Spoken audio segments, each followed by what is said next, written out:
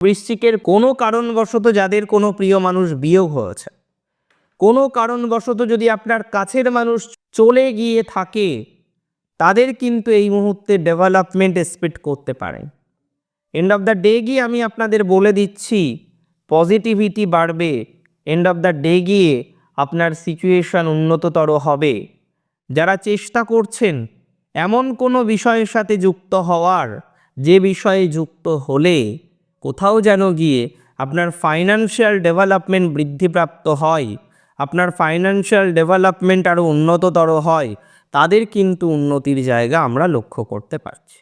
End of the day গিয়ে আপনার finance better হবে, কোনো অ্যাচিভমেন্টের জায়গা থাকতে পারে, পুরনো কোনো সম্পত্তি প্রাপ্তির জায়গা থাকতে পারে, কোনো ধরনের একটা আর্থিক সহযোগিতা পেলে হয়তো জীবনটা একটু স্মুথ হতো। প্রচুর মানুষের লাইবিলিটি বেড়েছে, প্রচুর জাতক জাতিকাদের মানিটারি প্রবলেম আছে, প্রচুর জাতক জাতিকাকে লোন নিতে হয়েছে।